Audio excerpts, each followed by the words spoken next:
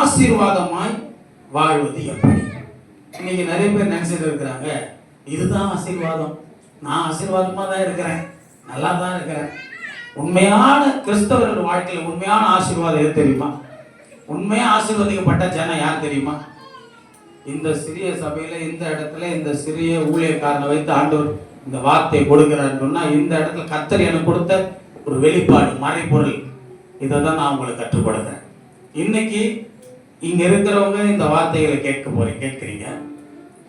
ஒளிபெருக்கு மூலமா இந்த சுற்று பகுதியில் இருக்கிறவங்களும் கேட்டுக்கொண்டிருப்பார்கள், கேட்கிறவர்கள் கேட்பார்கள். காணொளி மூலமா, இந்த லைவ்ல, யூடியூப் மூலமா, முகநூல் மூலமாய் பார்க்கிறவர்கள் பார்த்து கொண்டிருக்கிறார்கள். இவர்கள் எல்லாம் பாக்கியவான் என்று நான் சொல்லுகிறேன். இன்றைக்கு இந்த வார்த்தைகளை கேட்கிறவர்கள், இந்த வேத வசனத்தின் இந்த சத்தியத்தை, ஆசீர்வாதமாய் வாழ்வது எப்படி என்ற இந்த சத்தியத்தை கேட்கிறவர்கள் பாக்கியவான்கள். இதை கேட்டு அதை தன் இருதயத்திலே வைத்து அதன்படி வாழ்கிறவர்களும் பாக்கியவான்களாய் இருப்பார்கள். சரி, ஆசீர்வாதமாய் வாழ்வது எப்படி? அப்படிதானே தலை போட்டிருக்க, உங்களுக்கு அனுப்பிச்சிருக்க, பார்த்துருப்பீங்களே. ஆசீர்வாதமாய் வாழ்வது தேவனுடைய பிள்ளைகள் ஒரு போர்டு இருந்தால் எழுதி போடலாம். டைம் ஒரு போர்டு வச்சு இந்த மாதிரி மீட்டிங்லாம் நடத்தும் போது நம்ம ஏகாய் மைக்கு சேதக்கண்ணா சொல்ற மாதிரி குறிப்பெல்லாம் கொடுத்தா உங்களுக்கு ஈஸியாக இருக்குன்னு நினைக்கிறேன். கவனிங்க, நல்ல அருமையான தேவ மனுஷன், அவரை கர்த்தர் சிந்தையில கொண்டு வந்திருக்கார். கர்த்தரை ஸ்தோத்திரிக்கிறேன். கிறிஸ்தவர்கள், தேவனுடைய பிள்ளைகள், கிறிஸ்தவ வாழ்க்கையில் ஆசீர்வாதமாய் வாழ்வது எப்படி? தேவனுடைய வார்த்தைக்கு கீழ்ப்படிந்து, குறிச்சு வச்சுங்க, தேவனுடைய வார்த்தைக்கு கீழ்ப்படிந்து ஜெபம் மற்றும் விசுவாசம், பரிசுத்தத்தோடு அவரை சார்ந்து வாழ வேண்டும். அதுதான் கிறிஸ்தவ வாழ்க்கைக்குள்ள ஆசீர்வாதமாய் வாழ்வதற்கான வழி. ஃபர்ஸ்ட், இது ஒரு பொதுவாக ஒன்று சொல்றேன், 6 பாயிண்ட் உங்களுக்கு சொல்றேன், 6 காரியம் சொல்றேன். தேவனுடைய பிள்ளைகள் கிறிஸ்தவ வாழ்க்கையில் ஆசீர்வாதமாய் வாழ்வதற்கு தேவனுடைய வார்த்தைக்கு கீழ்ப்படிந்து ஜெபம் மற்றும் விசுவாசம், பரிசுத்தத்தோடு அவரை சார்ந்து வாழ வேண்டும். ஆசீர்வாதமா வாழ்வதற்கு முதலாவது தேவனுடைய ராஜ்யத்தை தேடி தாழ்மையுடன் பரிசுத்தமான வாழ்க்கை வாழ்ந்து பிறருக்கு ஆசீர்வாதமாய் இருப்பதே உண்மையான ஆசீர்வாதத்தின் திறவுகோல் என்று ஒரு தேவ மனிதர் குறிப்பிட்டிருக்கிறார். புத்தகத்தில் வாசிக்க முதலாவது தேவனுடைய ராஜ்யத்தையும் ராஜ்யத்தை தேடி தாழ்மையுடனும் பரிசுத்தமான வாழ்க்கை வாழ்ந்து பிறருக்கு ஆசீர்வாதமாக இருப்பதே, பிறருக்கு ஆசீர்வாதமாய் இருப்பதே. நீ ஆசீர்வாதமா இருக்கிறது இல்லை, உன்னை பந்தமா நீங்களும் நானும் பிறருக்கு ஆசீர்வாதமா இருக்கிறோமா? இன்னைக்கு நான் நிறைய பேருக்கு ஆசீர்வாதமா இருக்கிறேன். நான் என் உள்ளத்துல விசுவாசித்து பூரிப்படைகிறேன். நான் பிறருக்கு ஆசீர்வாதமா இருக்கிறதுனால தான் இன்னைக்கு இப்படி உங்களை கூப்பிட்டு வச்சு இந்த கூட்டத்தை நடத்துறேன். இதான் பிறருக்கு ஆசீர்வாதம். நமக்கு என்ன வேலைக்கு போனா சம்பாதிக்க உண்டு, வருமானம் உண்டு, சம்பாதிச்சுட்டு ஏதோ ஞாயிற்றுக்கிழமை சபை நடத்திட்டு போக வேண்டியதுதான் அப்படின்னு நினைச்சேன்னா நான் மட்டும் ஆசீர்வாதமா வாழ்றது சுயநலமான ஆசீர்வாதம். அது எனக்கு கிறிஸ்துவின் ஆசீர்வாதம் இல்லை. பிறருக்கு ஆசீர்வாதமா நான் வாழ்ந்தாதான் அதுதான் கிறிஸ்துவின் ஆசீர்வாதம், கிறிஸ்துவுக்குள்ள கொடுக்கப்படுகிற ஆசீர்வாதம். ஃபர்ஸ்ட், முதல் காரியம், ஆசீர்வாதமான வாழ்க்கைக்கான வழிகள். ஆசீர்வாதமாய் எப்படி வாழ வேண்டும் என்பதற்கான ஒரு சில வழிகளை உங்களுக்கு சொல்லுகிறேன். தேவனுடைய வார்த்தைக்கு கீழ்ப்படிதல். நம்பர் 1 குறிச்சு வச்சு. நம்பர் 1, தேவனுடைய வசனத்திற்கு, வார்த்தைக்கு கீழ்ப்படிகிறது. கீழ்ப்படிதல். கீழ்ப்படிதல்னாலே வேத வசனத்தை வாசித்து அதன்படி செய்வதே ஆசீர்வாதத்துக்கு முக்கிய வழியா இருக்குது. முதல் பாயிண்ட், கர்த்தருடைய வசனத்துக்கு, வார்த்தைக்கு கீழ்ப்படிதல். கீழ்ப்படிதல்னாலே தேவனுக்குள்ள நாம் ஆசீர்வதிக்கப்படுகிறோம். யாருக்குள்ள? வசனத்துக்கு கீழ்ப்படுகிறதுனால, வார்த்தைக்கு, தேவனுடைய வார்த்தைக்கு கீழ்ப்படுகிறதுனால. வேதத்திலே நம்முடைய முற்பிதாக்களில் ஒருவரான ஆபிரகாமை பார்க்கிறோம். ஆபிரகாமை குறித்து ஒரு வசனம் சொல்லுகிறது. ஆதியாகமம் 26ஆம் அதிகாரம் 4-5 வசனங்களை பார்க்கும் பொழுது, எல்லாரும் பைபிளை திறந்து பார்க்கணும். ஆதியாகமம் 26:4-5 வசனங்களை ஈசாக்கோடு கர்த்தர் பேசும் பொழுது தன்னுடைய தகப்பனாகிய ஆபிரகாமை குறித்து சொல்லப்படுகிற வசனம் என்னவென்றால், ஆபிரகாம் என் சொல்லுக்கு கீழ்ப்படிந்து என் விதிகளையும் என் கற்பனைகளையும் என் நியமங்களையும் என் பிரமாணங்களையும் கை கொண்டபடியால் நான் உன் சந்ததியை வானத்து நட்சத்திரங்களை போலவும் பெருக பண்ணி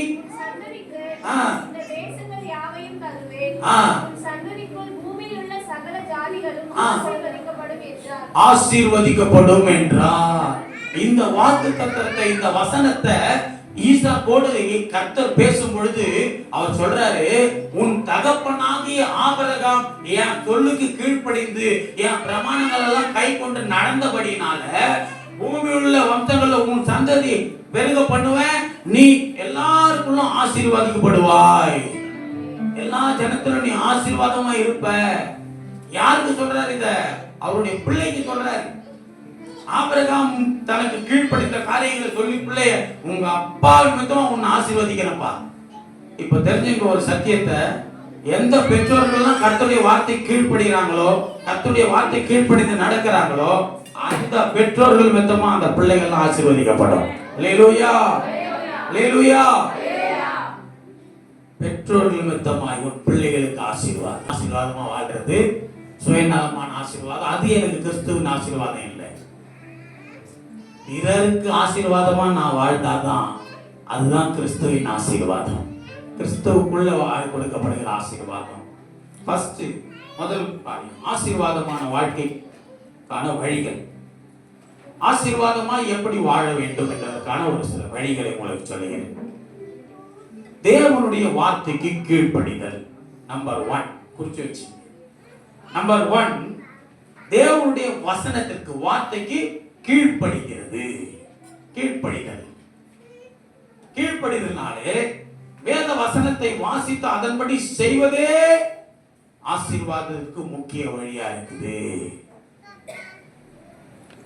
முதல் பாயிண்ட், கர்த்தருடைய வசனத்துக்கு, வார்த்தைக்கு கீழ்ப்படிதல். கீழ்ப்படிதல்னாலே தேவனுக்குள்ளாய் நாம் ஆசீர்வதிக்கப்படுகிறோம். யாருக்குள்ளாய்? வசனத்துக்கு கீழ்ப்படுகிறதுனால, வார்த்தைக்கு, தேவனுடைய வார்த்தைக்கு கீழ்ப்படுகிறதுனால. வேதத்திலே நம்முடைய முற்பிதாக்களில் ஒருவரான ஆபிரகாமை பார்க்கிறோம். ஆபிரகாமை குறித்து ஒரு வசனம் சொல்லுகிறது. ஆதியாகமம் 26ஆம் அதிகாரம் 4-5 வசனங்களை பார்க்கும் பொழுது, எல்லாரும் பைபிளை திறந்து பார்க்கணும். ஆதியாகமம் 26:4-5 வசனங்களை ஈசாக்கோடு கர்த்தர் பேசும் பொழுது தன்னுடைய தகப்பனாகிய ஆபிரகாமை குறித்து சொல்லப்படுகிற வசனம் என்னவென்றால், ஆபிரகாம் என் சொல்லுக்கு கீழ்ப்படிந்து என் விதிகளையும் என் கற்பனைகளையும் என் நியமங்களையும் என் பிரமாணங்களையும் கை கொண்டபடியால் நான் உன் சந்ததியை வானத்து நட்சத்திரங்களை போலவும் பெருக பண்ணி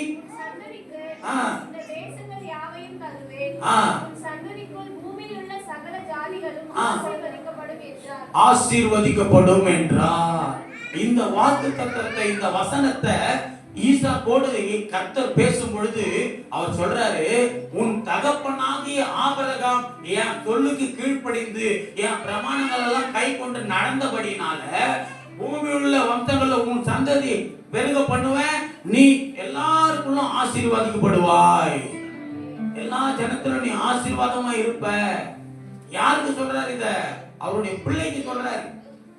ஆபிரகாம் தனக்கு கீழ்ப்படித்த காரியங்களை சொல்லி, பிள்ளைய உங்க அப்பா நிமித்தமா உன்னை ஆசீர்வதிக்கிறப்பா.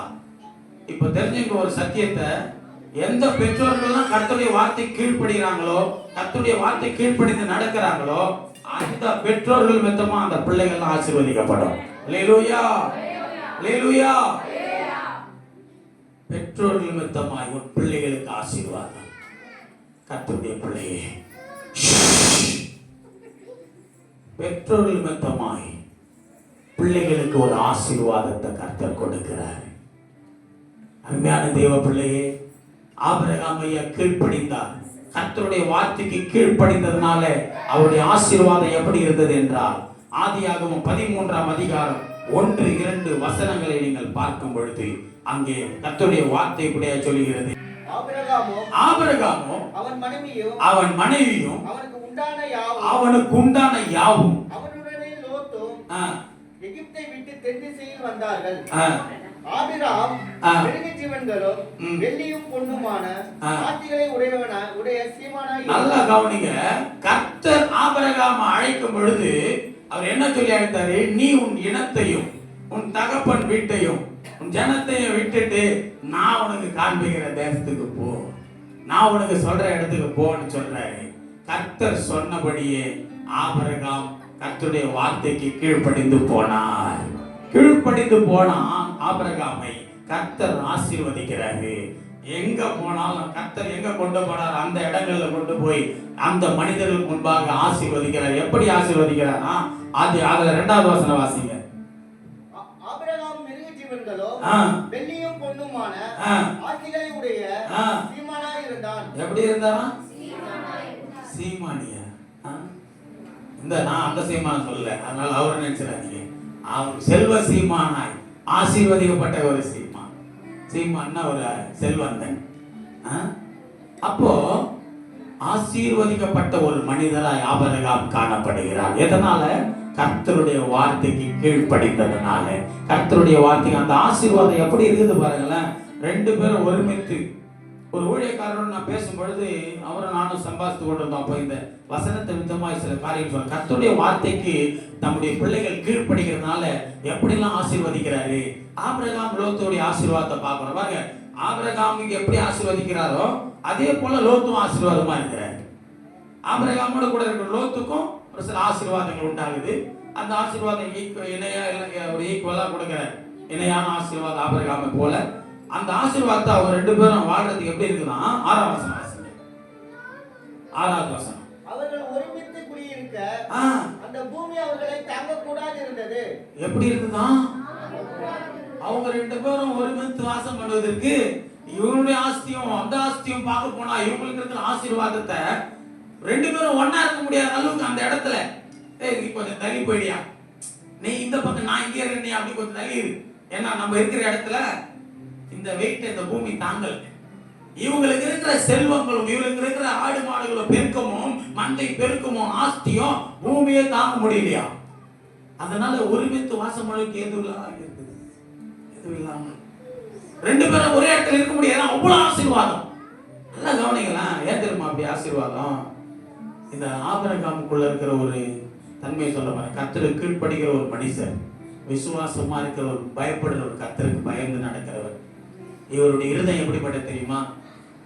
தன்னோட கூட இருக்கிற தன் சகோதரனாகிய லோத்துவ சத்தப்பா மகனாய் லோத்துவ சகோதரனை நேசிக்கிற இருதயம் கொண்டு லோத்து என்னெல்லாம் அவர்கிட்ட கேட்கிறாரோ அதெல்லாம் கொடுக்கிறாரு.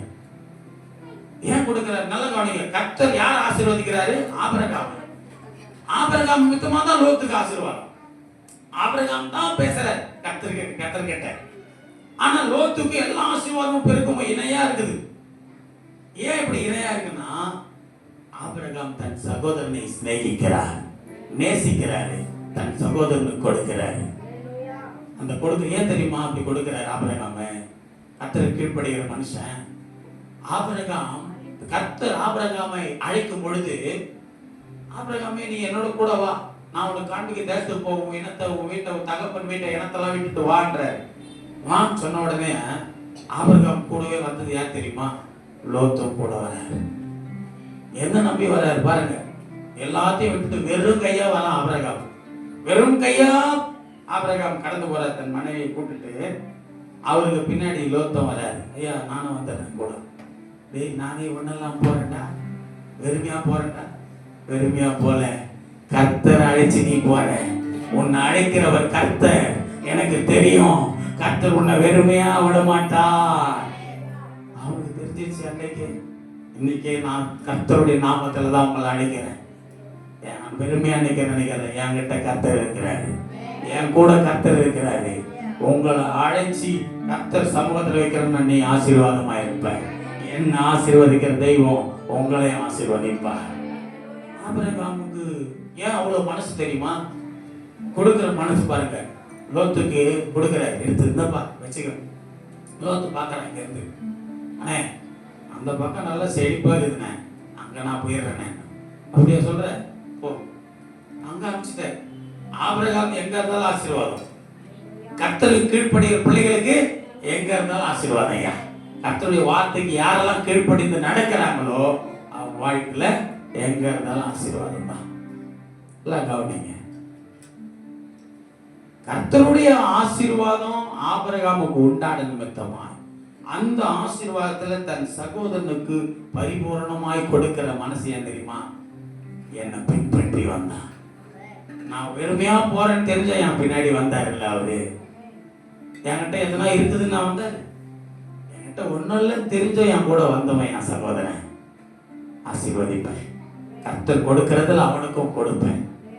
கொடுத்த ஆபிரகாமுக்கு கொடுத்த உடனே ஆபிரகாம் லோத்துக்கு கொடுத்தார். ஆனா லோத்து கேட்கிறார், அங்க பச்சை பசேல செழிப்பாக அந்த பகுதி நான் போயிட்டோமா போ. அங்க போயிட்டு என்ன பண்றாரு லோத்து? இங்க இருந்து பாக்குறாரு திரும்பி ஆபிரகாம் ஆண்ட எங்கேயும் பார்த்தா பச்சை பசேல்.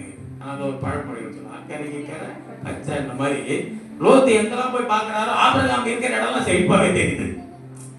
ஆபிரகாம் இருக்கிற இடம்லாம் எப்படி இருக்குது?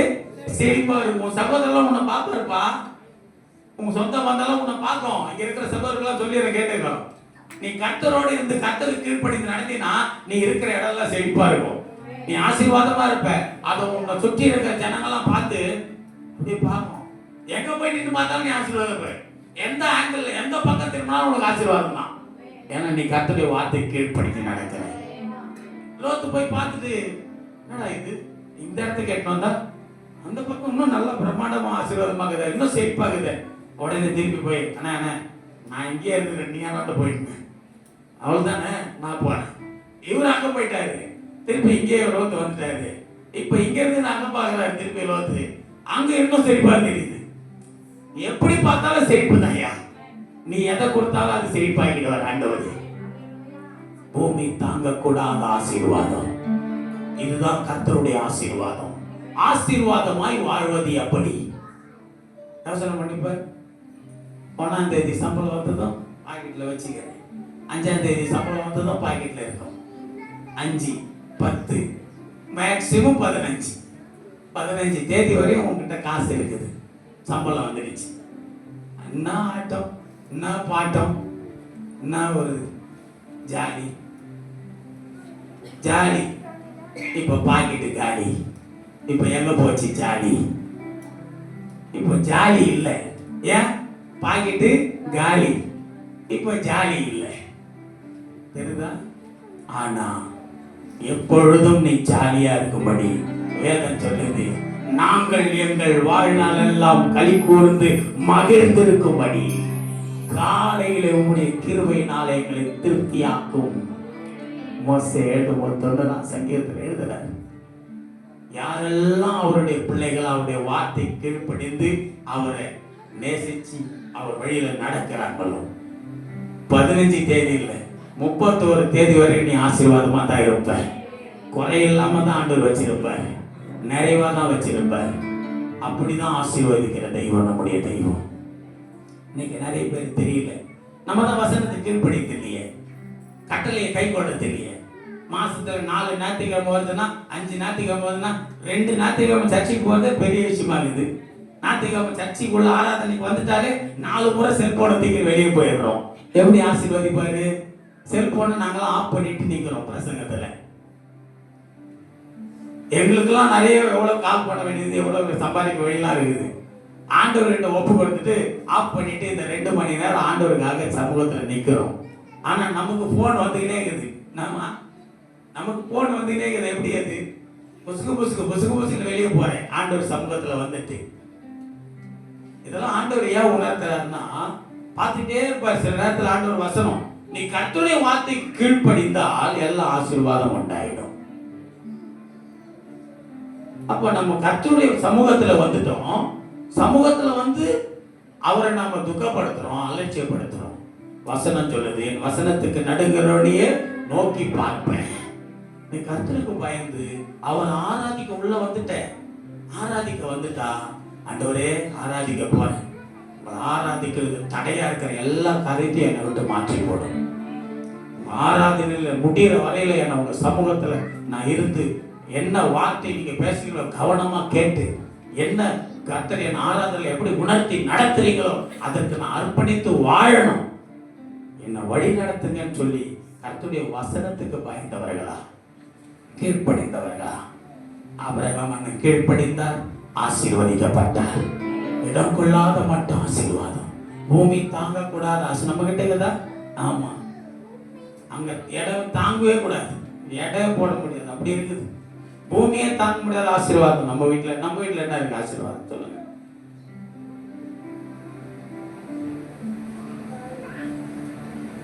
கர்த்தாவே, உம்முடைய ஆசீர்வாதம் எங்கள் வீட்டிலே இருக்கட்டும். உமது ஆசீர்வாதம், நீர் எங்களை ஆசீர்வதிக்கிறதை நாங்கள் எங்கள் வீட்டிலே பார்க்கட்டும்.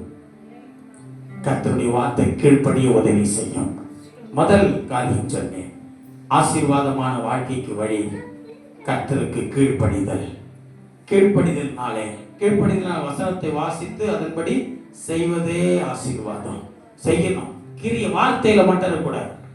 நான் சர்ச்சைக்கு போறேன், நான் ஆராதிக்கிறேன், நான் துதிக்கிறேன், வார்த்தை தான்.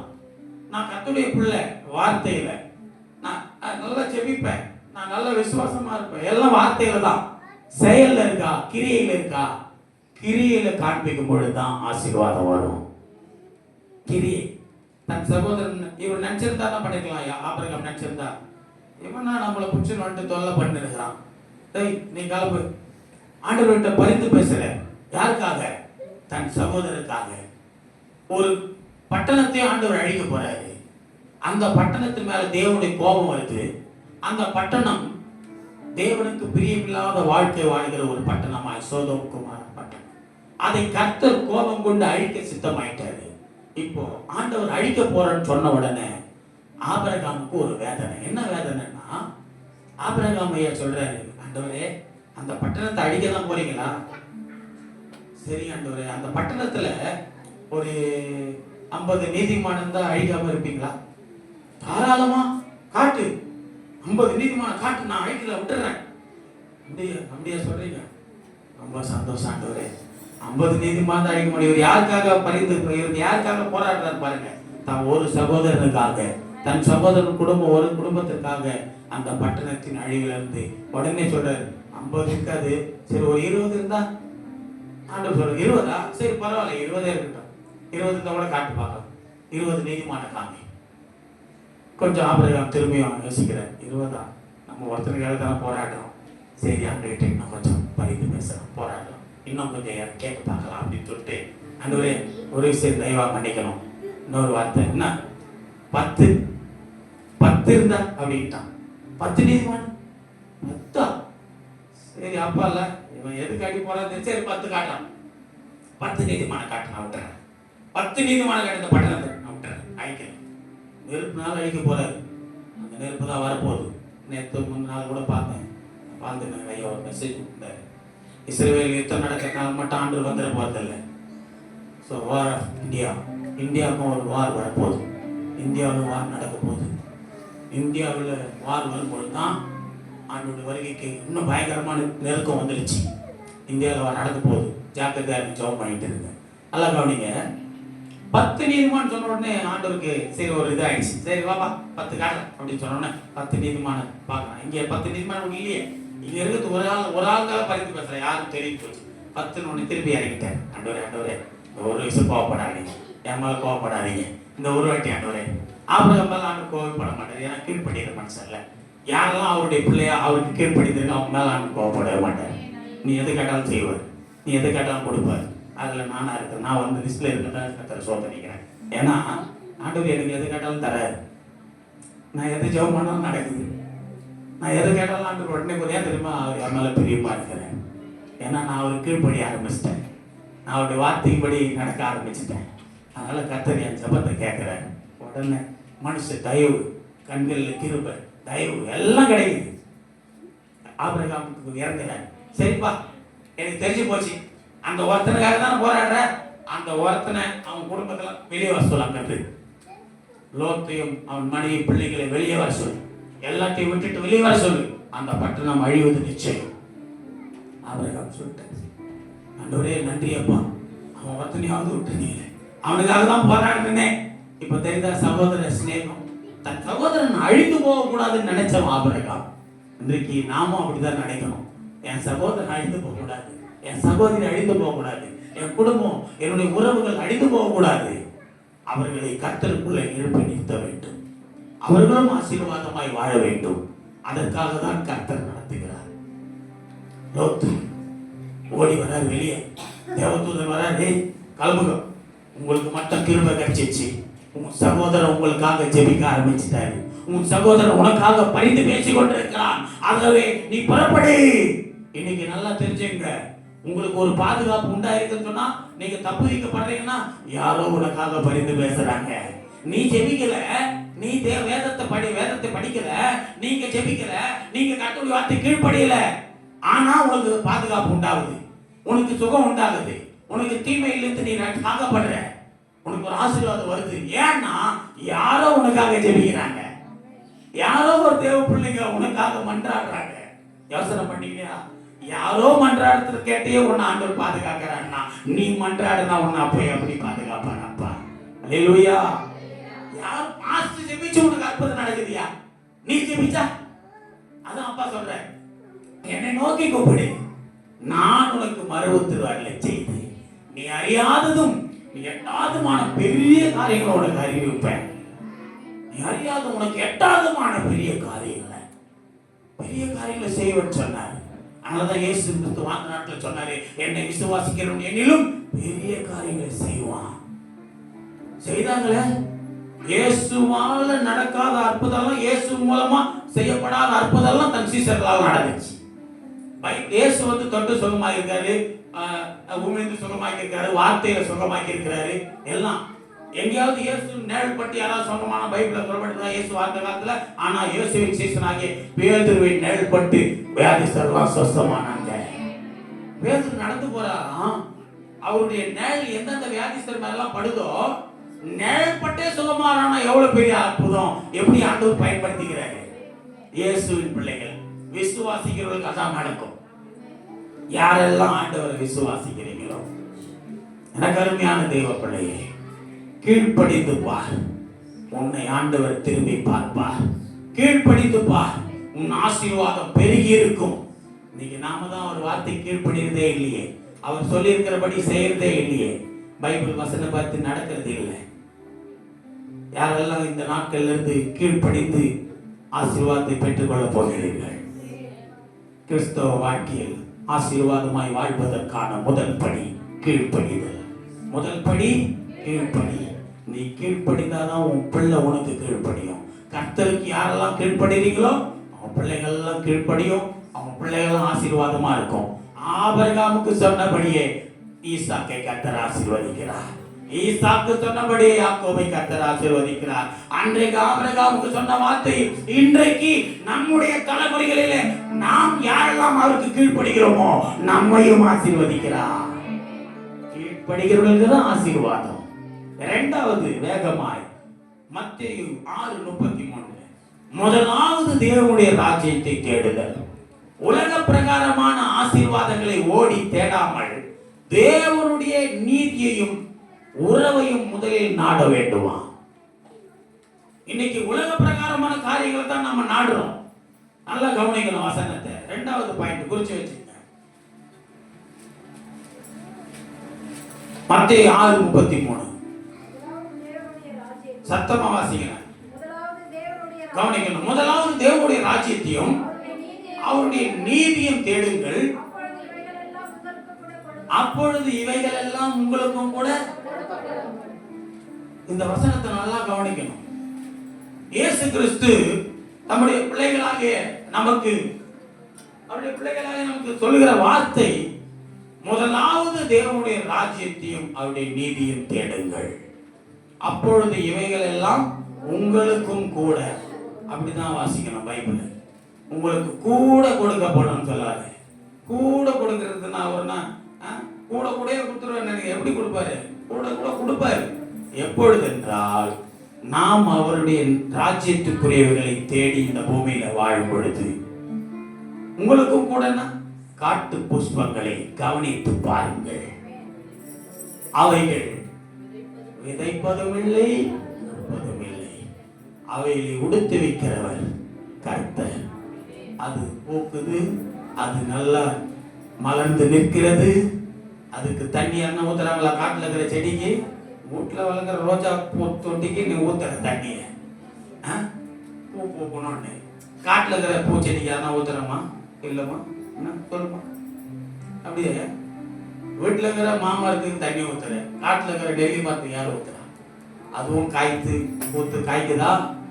அதான் சொல்றாரு, காட்டு புஷ்பங்களையும் கவனித்து பாருங்கள், அவைகளையும் கொடுத்து வைக்கிறவன் நான். ஆகாயத்து பறவைகளையும் கவனித்து பாருங்கள். யாருன்னா அதுக்கு சாப்பாடு கொடுக்குறோமா? காக்கா பறவை எல்லாம் பறக்குது, குருவி காடை கோந்தாரி இதுக்கெல்லாம் எல்லாத்துக்கும் நம்மள திருப்பி உணவு கொடுக்குறோம்.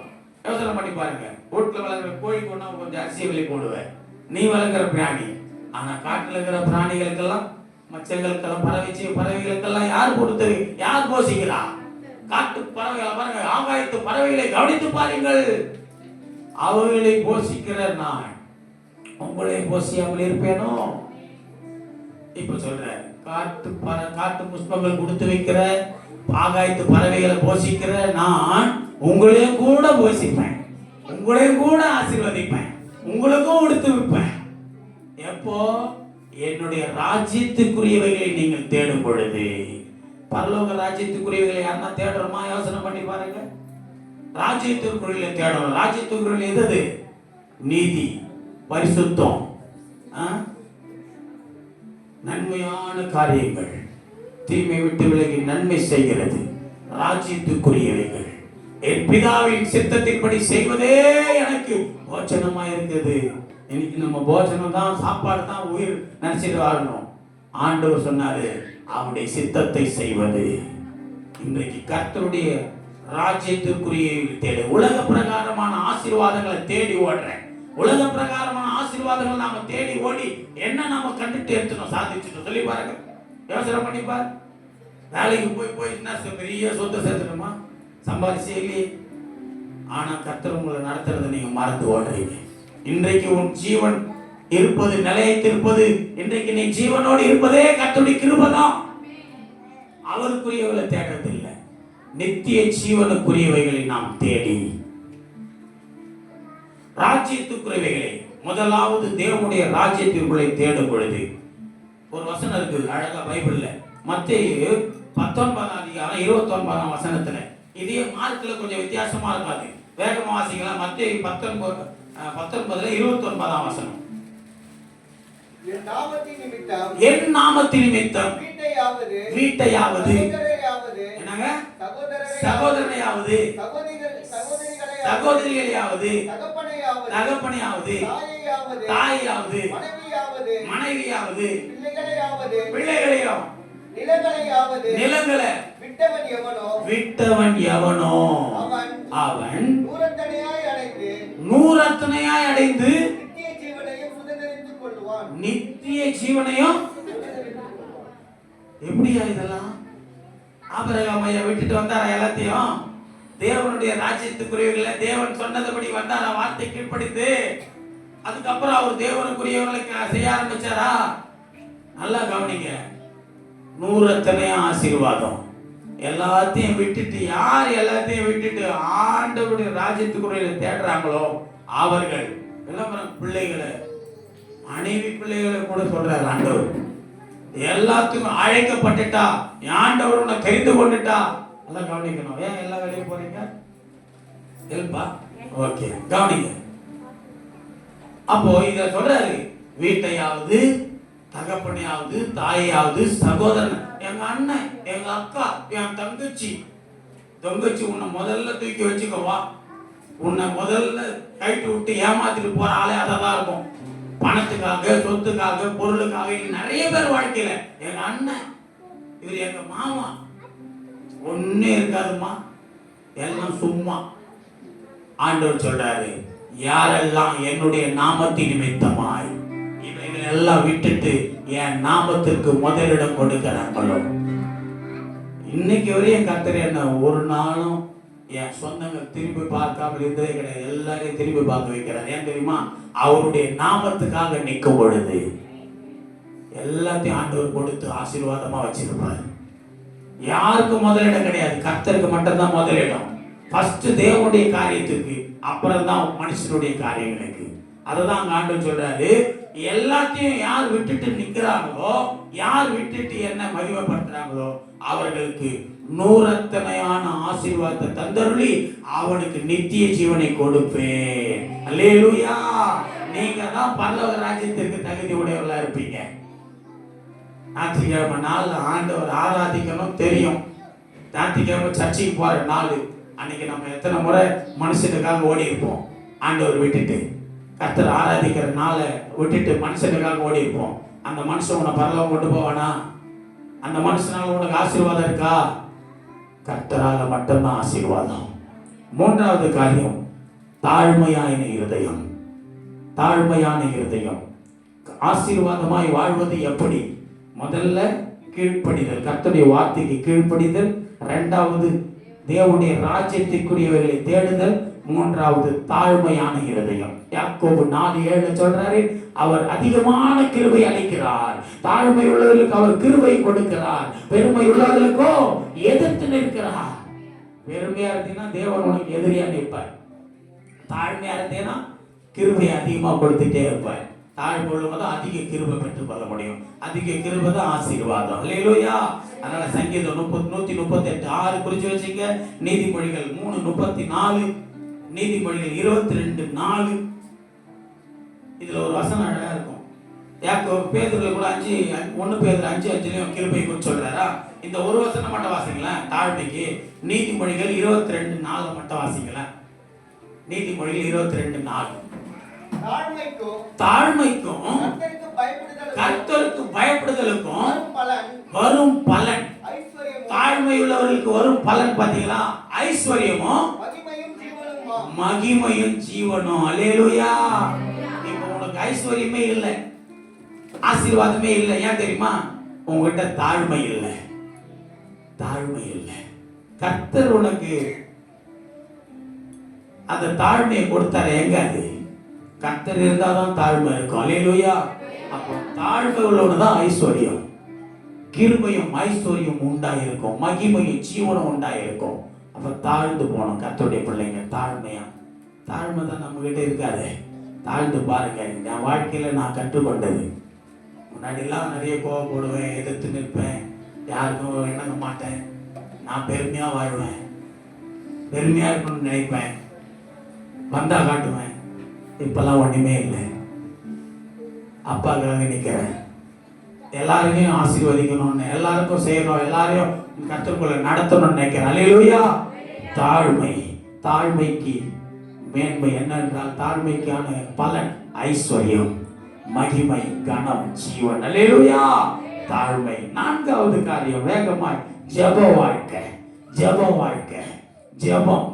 ஜெபிக்கிறவர்கள் ஆசீர்வாதமாய் வாழ்வார்கள். முதல்ல சொன்ன கர்த்தருடைய வார்த்தைக்கு கீழ்ப்படுகிறவர்கள். இரண்டாவது தேவனுடைய ராஜ்யத்திற்குரியவர்களை தேடுகிறவர்கள். முதலாவது தேவனுடைய ராஜ்யத்தை தேடு. மூணாவது தாழ்மையான இருதயம். நாலாவது ஜெப வாழ்க்கை. சங்கீதம் 37:5 சொல்லுது, இதோ யாரெல்லாம் ஜெபம்னா எப்படி ஒப்புவித்து ஜெபிக்கிறது. கர்த்தருக்கு நமது வழி கர்த்தருக்கு ஒப்பு வாசிக்கும். 5ஆம் வசனம் 34 சங்கீதம் 37:5. உன் வழியை கர்த்தருக்கு ஒப்புவித்து அவர் மேல் நம்பிக்கையாய் இரு. இன்னைக்கு உன் காரியம் எல்லாம் வாய்க்காம போகுது, ஜெயம் இல்லாம போகுதுன்னா என்ன காரணம்னா உன் வாழ்க்கையில ஜெபம் இல்லாம போகுது. உனக்கு ஜெயம் இல்லை. ஏன்? ஜெபம் இல்லை. ஜெயம் இருந்தால் ஜெபம் இருந்தால் ஜெயம் இருக்கும். ஜெயம் இல்லாம போறது காரணம் ஜெபம் இல்லை. ஜெபிச்சு பாரு. உன் காரியங்களை கர்த்தருக்கு ஒப்புவித்து, உன் வழிகளை கர்த்தருக்கு ஒப்புவித்து அவர் மேல் நம்பிக்கையா இருந்துப்பார். உன் காரியத்தை எல்லாம் வாய்க்க பண்ணுவார். எதை நீ கர்த்தர், எது உனக்கு தோல்வியா இருக்குதோ, எது உனக்கு அது பாரமா இருக்குதோ, எது உனக்கு இன்னும் வாய்க்காம இருக்குதோ ஆண்டவர்கிட்ட ஒப்புவித்து ஜெபித்துப்பார். ஜெப வாழ்க்கை. அண்ணால் ஜெபித்தார்கள். ஜெபித்த அன்னாளுடைய வாழ்க்கையில ஒரு ஆசீர்வாதம் வந்துடுச்சு. ஜெபித்த அன்னாளுடைய வாழ்க்கையில ஜெபம் கேட்கப்படுது. என் நிந்தனை அவங்க சொல்றாங்க பாருங்க, அண்ணால அம்மா ஒரு அருமையான வசனம் 1 சாமுவேல் 2:1 அவங்க எப்படி ஜெபிக்கிறாங்க தெரியுமா? என் நிந்தனைகளை எல்லாத்தையும் மாற்றினார் என் தேவன் என் ஜெபத்தை கேட்டு. இன்னைக்கு ஜெபத்தை கேட்டு உன்னுடைய நிந்தனை அவமானங்கள் உனக்குரிய பாரங்கள் எல்லாம் கர்த்தர் மாற்றி நீ விரும்பினதை ஆண்டவர் உனக்கு தருவார். நீ கேட்டுக்கொள்வதை தருவார். அல்லேலூயா. அப்போ கர்த்தரை சார்ந்து நம்முடைய எல்லா வழிகளையும் அவருக்கு ஒப்புவிப்பதன் மூலம் அவரே காரியங்களை வாய்க்க பண்ணுகிற கர்த்தர். ஜெபிக்கணும். நிறைய காரியங்கள் எப்படிலாம் ஜெபிப்பாங்க? ஆசீர்வாதத்துக்காக மட்டும் ஜெபிப்பாங்க. என்ன ஆசீர்வதி ஆண்டவரே, எனக்கு இதை தாங்க அதை தாங்க, எனக்கு சுகம் தாங்க பலன் தாங்க, அப்படியெல்லாம் ஜெபிச்சா ஒப்பு கொடுத்து ஜெபிக்கிற பாவத்தை அறிக்கைட்டு ஜெபம் பண்ணிக்கிறேன். என்னைக்காவது சங்கீதம் 51 தாவீது ஜெபிக்கிறார். சங்கீதம் 51:4 ஆண்டவரே என் மீறுதல் நீங்க பாவர என்னை சுத்திகரியும், என்னை கழுவியருளும். எடுத்து வாசிக்க பார்க்கலாம் டக்குன்னு. அவ்வளவுதான் சத்தம். ஒருவருக்கே விரோதமாக நான் பாவம், ஆண்டவரே உமக்கு விரோதமா ஒருவருக்கே விரோதமாய் பாவம் செய்தேன். உங்கள் கண்களுக்கு முன்பாக பொல்லாங்கனை நடப்பித்தேன். ஐயோ, உங்க கண்களுக்கு முன்பாக பொல்லாப்ப நடப்பித்துட்டேன். நீர் பேசும்போது உம்முடைய நீதி விளங்கவும், நீங்க பேசும்போது உங்க நீதி விளங்கவும், நீ நியாயம் தீர்க்கும் போது உம்முடைய பரிசுத்தம் விளங்கவும் இதை அறிக்கையிடுகிறேன். அறிக்கையிட்டு ஜெபிக்கிறேன். நீ உங்க நாமம் மகிமைப்படணுன்றதுக்காக என் நிமித்தமாய் என் பாவங்களை அறிக்கையிட்டு ஜெபிக்கிறேன். உன் பாவங்களை அறிக்கையிட்டு ஜெபம் பண்ணணும். அடுத்து ஆண்டவர் ஜெபம் பண்ண கத்துத்தர மத்தேயு 6:6 குறிச்சு வச்சுங்க. நீயோ ஜெபம் பண்ணும்பொழுது உன் அறை வீட்டிற்குள்ள போய் அந்த ரங்கத்தில் பார்க்கிற உன் பிதாவை நோக்கி நீ ஜெபம் பண்ணுவாய். ஆனால் அந்த ரங்கத்தில் ஜெபிக்கிற உனக்கு வெளியரங்கமாய் ஆண்டவர் பலன் அளிப்பார். அல்லேலூயா. நீ யாரெல்லாம் தண்ணிப்பட்ட விதமா அதான் சொல்லுவோம். அந்த அறிவிப்புல ஒவ்வொரு வாரமும் ஞாயிற்றுக்கிழமை தண்ணி ஜெபம் வாழ்க்கையில அந்த ரங்கத்துல போய் அப்பா கிட்ட ஜெபம் பண்ணு. உன் வேதனை அப்பா கிட்ட சொல்லு. அவர் ஜெபம் பண்ண கத்து தந்திருக்காரு சீசர்களுக்கு. பல மண்ணுகள் இருக்கிற எங்கள் பிதாவே உன்னை நாமம் பரிசுத்தம் பண்ணட்டும் என் வாழ்க்கையில, உன்னை ராஜ்யம் வரணும், எண்ணமே தருமா சொல்லணும், ஜெபிக்கணும். எல்லா தீமையிலிருந்து என்ன ரட்சிங்க ஆண்டவரே. தனிப்பட்டவங்க ஜெபிக்கிறாயா? ஆண்டவர்கிட்ட போய் மன்றாடு. அந்த ரங்கத்தில் நீ ஜெபித்தால் உன்னை வெளியரங்கமாய் ஆண்டவர் ஆசீர்வதிக்க இந்த ஜனங்கள் பார்ப்பாங்க. பெரிய ஆசீர்வாதம். இப்ப பாத்தீங்கன்னா இன்னும் கொஞ்ச நாள்ல பெரிய ஆசீர்வாதத்தை ஜனங்க பார்க்குமா? அப்ப சொல்லுவாங்க, பயங்கரமா பாஸ்டர் சரியா ஆசீர்வதிப்பட்ட பிள்ளைங்கள்லாம் ஆசீர்வாதமா இருக்கிறாங்க இந்த சபைக்கு வர ஜனம்லாம். ஏன்னா அவங்களுக்கு இந்த ஆசீர்வாதத்தை மட்டும் தான் அவங்களால பார்க்க முடியும். இந்த ஆசீர்வாதம் எப்படி வந்து தெரியுமா? இந்த ஜெபத்தினால வந்துச்சு. கொஞ்சம் ஜெபிக்கிறாங்க கர்த்தருடைய சமூகத்துல. நம்ம ஜெபிக்கிறதெல்லாம் கொஞ்சம் தான், சும்மா. இந்த ஜெபம்லாம் போதாது. இந்த ஊழியத்தில் ஆண்டு கற்றுக் கொடுத்ததுதான். சும்மா ஜெபிக்கணும், ஆளுக்கு ஏற்ற மாதிரி நடிக்கணும், பிள்ளைங்களுக்கு ஏற்ற மாதிரி நானு, இவனுக்கு எனக்கு தாகப்பனுக்கு ஏற்ற மாதிரி இவன் நடிக்கிறது தான் சில காரியங்கள் நடக்கும். நடிச்சாலாம் வேலைக்கு ஆகாது. ஊழியத்திலும் சரி கிறிஸ்தவ குடும்பத்திலும் சரி. ஐயோ அப்பா பார்க்குறாரு அதனால ஜெபம் பண்ணலாம், ஐயோ அண்ணன் பார்க்குறாரு அதனால ஜெபம் பண்ணலாம். ஆண்டவர் பார்க்குறாருன்னு ஜெபிச்சாதான் உன் ஜெபம் கேட்கப்படும். கர்த்தர் உன்னை நடத்தும். கர்த்தரை நோக்கி நீ ஜெபிக்கணும்.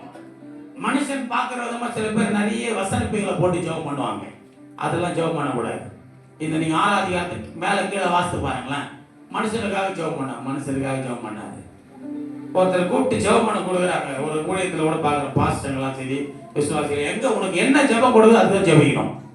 இங்க கூப்பிட்டு இப்பொழுது நன்றி ஜெபம் பண்ணுவாங்கன்னு சொன்னா, இங்க இருந்து ஆண்டவரே எங்களை இந்த மாதம் முழுவதும் நடத்தினீங்களே நன்றி அப்பான்னு சொல்லி நன்றி ஜெபம் பண்ணாம பாஸ்டர் ஆசீர்வதியும், பாஸ்டர் குடும்பத்தை ஆசீர்வதியும் எல்லாம் கேட்டாரா உன்னை? பாஸ்டர் என் குடும்பத்தை ஆசீர்வதியும் சொல்லி ஜெபம் பண்ண. இன்னைக்கு ஜெபிக்கிறது ஒரு ஊழியக்காரர் கூப்பிட்டு ஜெபம் பண்ண விட்டா பாட்டு பாடுறாரு. அந்த பாஸ்டர் பாக்குறாரு, என்னடா ஜெபம் பண்ண சொன்னா டைமையில பாட்டு பாடுறாரு. ஞானம் இல்லை. சில நேரம் ஜெபம் பண்ண கொடுக்குறாங்க. அந்த ஜெப நேரம் சின்ன ஜெபம் பண்ண அவங்க சொல்லி கொடுக்குறாங்க. ஏன் நல்லா ஜெபம் பண்ணுங்கன்னு சொல்ல தெரியாது அவங்களுக்கு? ஒரு சின்ன ஜெபம் பண்ணுங்க. அந்த சின்ன ஜெபனே தெரிஞ்சுக்கணும். ஒரு நேரம் குறிக்கி இருக்குது. ஒரு சின்ன ஜெபத்தை போட, ஆண்டவரே ஐயா சொன்னபடி ஜெபிக்கிறேன், கர்த்தரின் காரியங்களை வாழ்க்கை பண்ணி இயேசு நாமத்தில். அவ்வளவுதான், சூப்பர், முடிச்சிடும். அதுதான் ஞானம். அங்க போய் நின்னுங்கன்னு ஆண்டவருடைய வார்த்தை சொல்லுகிறது. இதோ சங்கீதம் 91 இப்படியா பார்த்தா வாதை உன் கூட தணுக. யாரா கேட்டது வாதை கூட தணுக? அதெல்லாம் தெரியுமே எல்லா வசனம். உன்னை ஜெபிக்க சொன்னது எதுக்காக? இந்த கூட்டத்தில் ஆசீர்வாதம் ஜெபம் பண்ணு. அங்க போய் நின்று வாதை உன் கூட தணுக பொல்லாப்பு உனக்கு நேரிடாது. ஜெப வாழ்க்கை ஞானம் உள்ள வாழ்க்கையா இருக்கணும். ஜெபிக்கிறதுல ஞானம் இருக்கணும். கத்துறதுல கேட்கறதுல ஞானம் இருக்கணும். ஜெபிக்கணும். ஜெபிச்சாதான் ஜெயம். அந்த ஜெபம் எப்படி இருக்கணும்? ஒப்புவிக்கப்பட்ட ஜெபமா இருக்கணும். ஒப்புவித்து ஜெபிக்கணும்.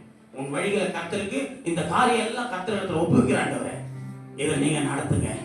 அப்போ ஒப்பு கொடுத்து அடுத்து பாவத்தை அறிக்கை பண்ணி ஜெபம் பண்ணணும். அந்த ஜெபத்தெல்லாம் ஆண்டவர் கேட்பார். நீங்க நம்ம அறிக்கை பண்ணிலாம் ஜெபிக்கிறதே இல்லை. ஆமா, எப்பவுமே அறுக்கிறதுக்காகவே ஜெபம் பண்ணோம். நம்ம அறுவடை வேணும் இல்லை, நிறைய நல்லா அறுக்கணும். அறுவடை வேணும் ஆண்டவரே, அறுவடை வேணும்னு நீ எப்போ ஆண்டவர்கிட்ட அர்ப்பணிப்ப, அர்ப்பணித்து பாரு. அறுவடை கண்ணீரோடு விதைக்கிறவன் கம்பீரமா அறுப்ப. சும்மாவே அறுத்துருவியா? அறுப்ப விதைக்கணும். ஒரு மெசேஜ் வர்ஷிப் நேரத்தில் பாப்பா சொன்னாங்க, அந்த குரங்குக்கு தெரியல விதைய விதைச்சின்னா அது பெரிய மரமா மாறுது. அதுக்கு இலைப்பாறதுக்கு ஒரு இடமே அந்த மரம் தான் இருந்துச்சு. கடைசியில் உன் வாழ்க்கையில நீ விதைக்க தான் ஆண்டவருடைய வார்த்தை உன்னை குத்தலாம், உன்னை டிஸ்டர்ப் பண்ணலாம், உன்னை நெருக்கலாம். அந்த வார்த்தையின்படி நீ மடித்து பார். கோதுமை மணியானது நிலத்தில் விழுந்து சாகாவிட்டால் பலன் தராது. அது செத்ததே ஆகில் மிகுந்த பலன். நீ ஆண்டவருக்காக போராடணும், ஆண்டவருக்காக அர்ப்பணிக்கணும். அதான் சொல்றாரு, உன் வீட்டையாவது மனைவி பிள்ளைங்க எதுக்குமே முக்கியத்துவம் கொடுக்காத. ஏசப்பாவுக்கு முக்கியத்துவம். அதுக்குன்னு மனைவியை விட்டுற சொல்லல, பிள்ளைகளை விட்டுற சொல்லல. நடுரோட்டில் அதுங்களையும் யோசிக்கணும். கர்த்தருக்குள்ள நீ இருந்து நடத்தணும். கர்த்தருக்குள்ள இருந்து நடத்தணும். ஜெப வாழ்க்கை ரொம்ப முக்கியம். அடுத்து 5வது காரியமாக இன்னொரு பாயிண்ட் தான், 2 பாயிண்ட் தான். பரிசுத்தம். என்னது? பரிசுத்தம். சரீர இச்சையை அடக்கி பரிசுத்தமாய் வாழ்ந்து ஆசீர்வாதத்தை தக்க வைத்துக்கிற ஒரு வாழ்க்கை. இன்னைக்கு சரீர இச்சைகளை நம்ம அடக்காம என் வாழ்க்கையில பயங்கரமான போராட்டம். அதெல்லாம் அப்பா கிட்ட ஒப்பு கொடுத்த பிற்பாடு தான் ஆசீர்வாதத்தை தக்க வச்சுக்க முடியுது. அல்லேலூயா. அது வரைக்கும் ஆசீர்வாதம் எல்லாம் பறந்து போயிட்டே இருந்துச்சு. மாம்சத்தின் இச்சை எதெல்லாம் இருக்கும்போதோ அதுக்கெல்லாம் போயிட்டே இருக்குது. ஆமா, பெருந்தீனி காரணம் சாப்பாடு மேலேயும் மாம்சம் இச்சிக்கிற எல்லாத்து மேலேயும் போகுது கண்ணு. மாம்சம் எதெல்லாம் இச்சிக்குதோ அதுக்கெல்லாம் செலவு. அந்த மாம்ச இச்சைகளை அடக்க பரிசுத்த வாழ்க்கை வேணும். அல்லேலூயா. நீ பரிசுத்தமா வாழணும். மாம்சத்தை வெறுத்து மாம்சத்தை மேற்கொண்டு வாழும் பொழுது எபிரேயர் 12ஆம் அதிகாரம் 14ஆம் வசனம் சொல்லுது, பரிசுத்தம் இல்லாமல் ஒருவனும் தேவனை தரிசிக்க முடியாது. சங்கீதம் 29:2 சொல்லப்பட்டிருக்கிறது, பரிசுத்த அலங்காரத்துடனே கர்த்தரை தொழுது கொள்ளுங்கள். அப்போ பரிசுத்த வாழ்க்கை ஒரு ஆசீர்வாதத்தை கொண்டு வரும். கிறிஸ்துவுக்குள்ள ஆசீர்வாதமா வாழ வைக்கும்.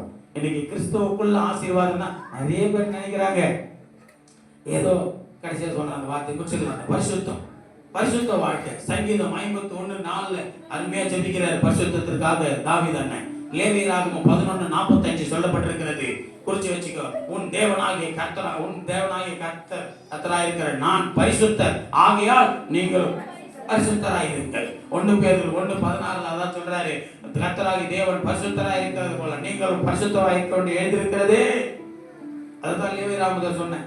பரிசுத்தராயிருக்கிறார் நம்முடைய தேவன். நாம எப்படி இருக்கணும்? அப்பதான் ஆசீர்வாதம் வரும், அப்பதான் ஆசீர்வதிக்கப்படுவோம். இதெல்லாம் ஆசீர்வாதமே இல்லை. இன்னைக்கு நீங்க இருக்கிற நிலையை யோசனை பண்ணி பாருங்க. இதெல்லாம் ஒரு ஆசீர்வாதமா? கர்த்தரால் ஆசீர்வதிக்கப்படணும். நீங்க கர்த்தரால் ஆசீர்வதிக்கப்படணும். கர்த்தர் உங்களை கூட இருக்கணும், உங்களை வழி நடத்தணும். பரிசுத்தமா நீ வாழ்ந்துப்பார். அடுத்து 6வது காரியம், பிறருக்கு ஆசீர்வாதமாய் இருத்தல். கடைசியா 6 பாயிண்ட் சொல்லியிருக்கேன். இது 6வது தான், பிறருக்கு ஆசீர்வாதமாய் இருத்தல். பிறருக்கு ஆசீர்வாதமா வாழணும். நீ சுயநலமான வாழ்க்கை இருக்கக்கூடாது. கிறிஸ்தவத்துல உன்னை ஆசீர்வதிக்கிற தெய்வம் எல்லாரையும் ஆசீர்வதிக்கணும்ன்ற நினைப்பு உனக்குள்ள வரணும். அப்படியானால் அந்த தெய்வத்திற்குள்ள அவர்களை நீ வழி நடத்தணும். அவர்களை நீ வழி நடத்தணும்னா நீ உன்னை அர்ப்பணிக்கணும், தியாகம் பண்ணணும், செலவு பண்ணணும். அவங்களுக்காக நீ எதையாவது கொடுக்கணும், விட்டு கொடுக்கணும். அதனால தான் அப்போஸ்தலன் பவுல் எழுதும்போது சொல்றாரு, அழிந்து போகிற உலக பொருட்கள்னாலே நண்பர்களை சம்பாதித்து ஆதாயப்படுத்திக் கொள்ளு. அழிந்து போகிற உலக பொருட்கள்னால என்ன பண்ணோம்? ஆமா, ஐயோ என் பொருள் நான் தரமாட்டேன், என் வண்டி நான் தரமாட்டேன், எதையும் நீ பக்கத்து வீட்டுக்கார கொஞ்சம் வண்டி கொடுங்க, ஐயோ மனம் கஷ்டப்பாடு, வண்டி கொடுக்க முடியாது, முடியாது, ஒன்னால சாப்பிட்டு போறது இல்லை, ஐயா கொஞ்சம் கத்தி இருந்தா கொடுங்க, வெட்டி கத்தி, ஐயோ இல்லையே வச்சுக்கிட்டே இல்லை, கொஞ்சம் கிடப்பா இருக்கும், குத்தி இது மொக்கையா பண்ணிட்ட போறான், அது வேற, இல்லையே கொஞ்சம் மண் வெட்டி கொடு. அந்த அக்கா வரும், அக்கா கொஞ்சம் கொத்தமல்லி போன, கொஞ்சம் கருவேப்பிலை போன, ஜாலி ஆயிடுச்சே, ஃப்ரிட்ஜில் இருந்து அழுகி போட்டோம், கடுகு டப்பா கடுகு இருக்குது, கொஞ்சம் கடுகு போனா, கடுகு ஐயோ நேத்தான் காலி ஆச்சு, நானே வாங்கிட்டு வந்து போட்டலாம், நம்ம மறந்துட்டோம்மா, அந்த கடுகெல்லாம் பூச்சி பூச்சி போட்டோம். ஆமா, ஏன்னா கொடுக்க மனசு இல்லை. அழிந்து போகிற உலக பொருட்கள்னாலே உன் நண்பர்களை எப்படி ஆத்துமாவை ரட்சிக்க முடியாது? அதான் சொல்ற, பிறருக்கு ஆசீர்வாதமா நீ வாழணும். உன்னை ஆசீர்வதிக்கிறத ஆண்டவர் ஆசீர்வாத இந்த சமுதாயத்தை நான் பார்க்கறது இல்லை. உன் ஆசீர்வாதத்துல நீ ஏன் அதை கொடுக்க மனதில்லை? உனக்கு யோசனை பண்ணிப்பாரு. பிறருக்கு ஆசீர்வாதமா வாழ்றதுன்னா கொடுத்து மட்டும் இல்லை, அவங்களுக்காக ஜெபிக்கிறது, உன் கண்ணு முன்னாடி பக்கத்துல ஒருத்தர் அடிச்சு போட்டா ஜெபம் பண்றது, அவனுக்கு சத்தியத்தை சொல்றது, சத்திய வசனங்கள் அவங்கள வேலைப்படுத்துறது, இதுதான் பிறருக்குரிய ஆசீர்வாதம். அல்லேலூயா. இதெல்லாம் நீங்க நினைக்கிறீங்க, நான் இன்னைக்கு நின்றுல நைட்டு எத்தனை மணி ஆச்சு தூங்குறதுக்கு? 1 மணி 1:30 மணி ஆச்சு. வந்து உட்கார்ந்து இருக்கிறேன். நாங்க இருமா ஆசீர்வாதமாய் வாழ்வது எப்படின்றது ஆண்டவர் பேசிட்டு இருக்கிறாரு. இன்னைக்கு நிறைய ஜனங்களுக்கு தெரியல, ஏதோ சும்மா 4 பொருள் சோஃபா செட்டை வீட்டில் வாங்கி போட்டால் ஆசீர்வாதம் நினச்சிருக்குது நம்ம ஜனம். 4 எலக்ட்ரானிக் பொருளை வாங்கி மாட்டிட்டா ஆசீர்வாதம் நினச்சிருக்குது நம்ம ஜனம். கையில் ஐஃபோனை வச்சு தெரிஞ்சா நான் ஆசீர்வதிக்கப்பட்டு நினச்சிருக்குது நம்ம ஜனம். ஆமாம், வந்துக்கிற காஸ்ட்லி மொபைல்லாம் வாங்கி 2-3 பாக்கெட் சொல்லி தெரிஞ்சா பைக் வாங்கி சுத்தினா ஆசீர்வாதம் நினைக்கிறது நம்ம ஜனம். அதெல்லாம் ஆசீர்வாதம் இல்லை. குடும்பத்தோடு சமாதானமாய் சந்தோஷமாய் நிம்மதியாய் ஒரு வீட்டார், உன் கணவன் மனைவி பிள்ளைகளோடு உட்கார்ந்து ஒன்று சமாதானமாய் நல்ல வீடு வாசலோடு நல்ல ஒரு செழிப்போடு ஜனங்கள் பார்க்கும் பொழுது இவர்கள் கர்த்தருடைய பிள்ளைகள், இவர்கள் சமாதானமாய் இருக்கிறார்கள், ஆசீர்வாதமாய் இருக்கிறார்கள், செழிப்பை பார்ப்பார்கள் உன் ஜனங்கள். இதெல்லாம் ஆசீர்வாதம். நான் தான் சொன்னேன், வெயிட் பண்ணுமா, கர்த்தர் சொல்றாரு. யாரை கர்த்தர் ஆசீர்வதிச்சு பாருங்க. ஆபிரகாம் எப்படி வாழ்ந்தாராம்? செல்வ சீமானாய். நீங்க நம்மள எப்படிங்கிறோம்? வேஸ்ட். அவ்வளவு சீமானா ஒண்ணும் இல்லை. ஆனா ஆசீர்வதிக்கிற தெய்வம் தான் நம்முடைய தெய்வம். மகா பெரியவனா வளர்ந்து வந்தார் ஈசாக்கு. கீழ்ப்படிதல் இல்லை. 2வது, தேவனுடைய ராஜ்யத்தை தேடுற எண்ணம் இல்லை. பரலோக ராஜ்யத்துக்குரியதை தேடுறது கிடையாது, பூமிக்குரியதை தான் தேடிட்டு இருக்கிறேன். பூமிக்குரியதை தேடினா ஒண்ணுமே இருக்காது உங்ககிட்ட. பரலோக ராஜ்யத்துக்குரியதை தேடினா 100 மடங்கு ஆசீர்வாதத்தை பெறுவேன். ஈசா கண்ணை விட்டு கொடுத்துட்டு போறார், கெட்டு போவே இல்லை, அவர் ஆசீர்வதிக்கப்பட்டார். ஈசாக்கு வாழ்க்கையில் தான் பைபிள்ல வாசிக்கிறோம் 100 மடங்கு ஆசீர்வாதம். ஏன் தெரியுமா? பிறருக்கு ஆசீர்வாதமா வாழ்ந்தார் அவர். விட்டுறா, எடுத்துக்கிட்டா, கொடுத்துட்டு வாப்பா, நம்ம போய் இன்னொரு ஆசீர்வாதம் பெற்றுக்கொள்ளலாம் ஆண்டவர்கிட்ட. விட்டு கொடுத்தாரு, எல்லாருக்கும் கொடுத்தாரு. சத்துரு வந்து நிக்கிறான், சத்தியம் பண்ணி கொடுத்துரு, என் மேல யுத்தம் பண்ண மாட்டேன்னு. ஏன்னா நீ என் மேல் யுத்தம் செய்தால் நாங்கள் தோற்று விடுவோம். ஏனால் உம்மோடு இருக்கிறவர் சேனைகளின் கர்த்தர், கர்த்தர் உம்மோடு இருக்கிறதை நாங்கள் பார்த்தோம், அறிந்து கொண்டோம். ஏனென்றால் நீ ஆசீர்வதிக்கப்பட்டு கொண்டிருக்கிறாய். கர்த்தர் உன் கூட இருந்தா நீ எப்படி என்ன பண்ணி கொண்டிருப்ப? ஆசீர்வதிக்கப்பட்டு கொண்டிருப்ப.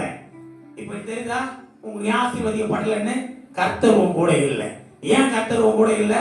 நீ கர்த்தருக்குரியவர்கள் செய்யல, கர்த்தருடைய வார்த்தை கீழ்ப்படியில, அவருடைய ராஜ்யத்துக்குரியது தேடல, தாழ்மையான இருதயம் இல்ல, ஜெப வாழ்க்கை இல்ல, பரிசுத்த வாழ்க்கை இல்ல, பிறருக்கு ஆசீர்வாதமா நீ வாழல.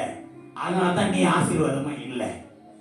ஆசீர்வாதமா நீ இருக்க வேண்டுமானால் கிறிஸ்தவ வாழ்க்கையில் ஆசீர்வாதமா, நான் சொன்னேன், ஆசீர்வாதம் என்பது வெறும் பொருள் செல்வம் மட்டும் இல்ல, தேவனோட உள்ள உறவு.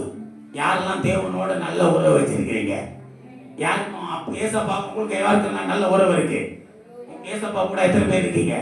உங்க கூட எத்தனை பேர் கூட ஏசப்பா இருக்கிறாரு? இதான் ஆசீர்வாதம். யார் கூட எல்லாம் ஏசு இருக்கிறார்? ஆசீர்வாதம். கர்த்தர் நடத்துவார். அடுத்து சமாதானம். ஆவிக்குரிய ஆசீர்வாதங்கள். யாருடைய வாழ்க்கையெல்லாம் ஆவிக்குரிய காரியங்கள் இருக்கு? ஆவிக்குரிய ஜீவியம், பரிசுத்த ஜீவியம், ஆவிக்குரிய ஜீவியம், இதெல்லாம் தான் கர்த்தருக்குரிய ஆசீர்வாதம். கர்த்தருக்குரிய ஆசீர்வாதம் அவ்வளோ பெரிய ஆசீர்வாதமா வாழ்ந்த ஆபிரகாமுக்கு இல்ல என்ன இருந்துச்சு? சகோதரனை நேசிக்கிற இருதயம் இருந்துச்சு. சகோதரனுக்கு கொடுக்கணும்னு இருதயம் இருந்துச்சு. இருந்துச்சா? சத்துருக்காக ஜெபிக்கணும்ன்ற இருதயம் இருந்துச்சா? நமக்கு இருக்கா? இதுதான் ஆவிக்குரிய ஆசீர்வாதம். இந்த பூமிக்குரிய ஆசீர்வாதத்துல நீ செழிப்பா இருக்கணும்னா ஆவிக்குரிய ஆசீர்வாதத்துல நாம அதுல வளர்ந்து நிக்கணும். ஆவிக்குரிய ஆசீர்வாதத்துல நீ வளர வளர பூமிக்குரிய ஆசீர்வாதம் உனக்கு பெருகிக்கிட்டே இருக்கும்படி ஆண்டவர் செய்வார். அல்லேலூயா! சத்தமா ஒரு அல்லேலூயா சொல்லுங்களேன். இப்ப புரியுதா? இந்த குடும்ப ஆசீர்வாத கூட்டத்துல எதுக்கு இந்த 4 குடும்பத்தையும் இருந்தாலும் கூப்பிட்டு உட்கார வச்சு இங்க இருக்கிற ஒவ்வொரு குடும்பத்திலையும் சொல்றேன், உங்கள் குடும்பம் ஆசீர்வாதமாய் வாழ வேண்டுமானால் ஆசீர்வாதமாய் வாழ்வது எப்படி?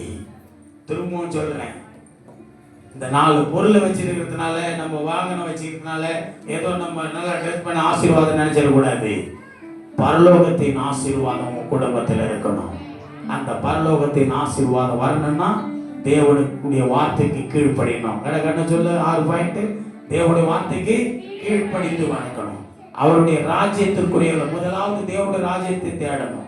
3வது தாழ்மையான இருதயம். 4வது ஜப வாழ்க்கை. 5வது பரிசுத்தமான வாழ்க்கை. 6வது பிறருக்கு ஆசீர்வாதமாய் நாம மாறணும். அல்லேலூயா! அப்பொழுதுதான் பரலோகத்தில் இருக்கிற தேவன் உன்னை பார்த்து இடம் கொள்ளாத மட்ட ஆசீர்வதிப்பார். உன்னிடத்துல குறைவில்லாத ஆசீர்வாதம், நிறைவான ஆசீர்வாதம். அல்லேலூயா!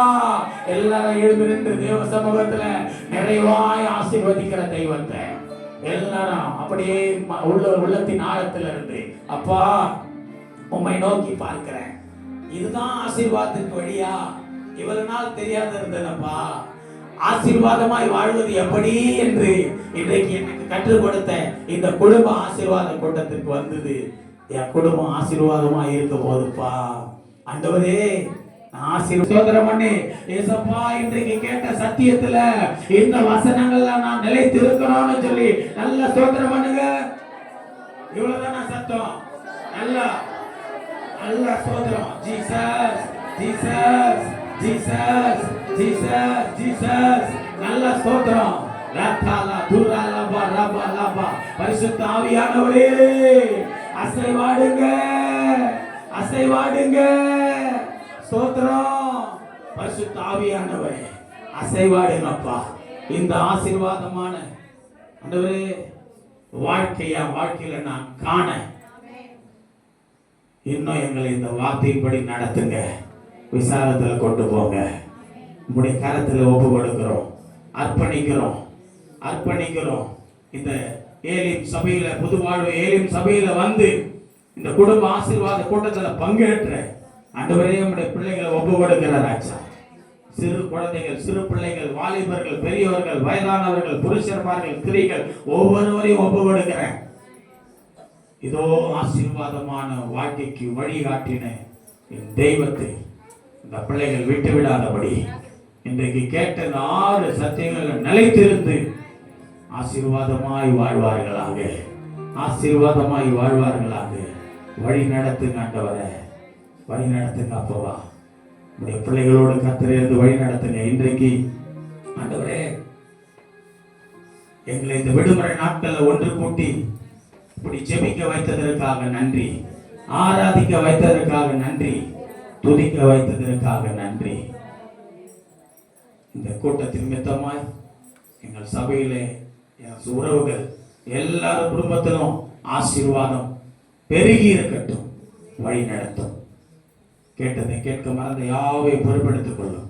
மீட்பரும் இரட்சகருமாயிருக்கிற இன்ப இயேசு கிறிஸ்துவின் நாமத்தில் ஜெபிக்கிறேன் ஜீவனுள்ள நல்ல பிதாவே, ஆமென். சேர்த்து சொல்லுவோம். என் ஆத்துமாவே கர்த்தரை ஸ்தோத்திரி, என் முழுமே அவருடைய பரிசுத்த நாமத்தை ஸ்தோத்திரி. என் ஆத்துமாவே கர்த்தரை ஸ்தோத்திரி, அவர் செய்த சகல உபகாரங்களை மறவாதே. ஆசீர்வாதம் கர்த்தராகிய இயேசு கிறிஸ்துவின் கிருபையும் பிதாவாகிய தேவனுடைய அன்பும் பரிசுத்த ஆவியானுடைய ஐக்கியம் இன்றும் என்றும் சதா காலங்களிலும் நம் அனைவரோடு விசேஷமாய் நம்முடைய ஊழியத்தோடு அவர் வருகை மட்டும் இருந்து காப்பாராக. ஆமென். அல்லேலூயா, அல்லேலூயா, அல்லேலூயா.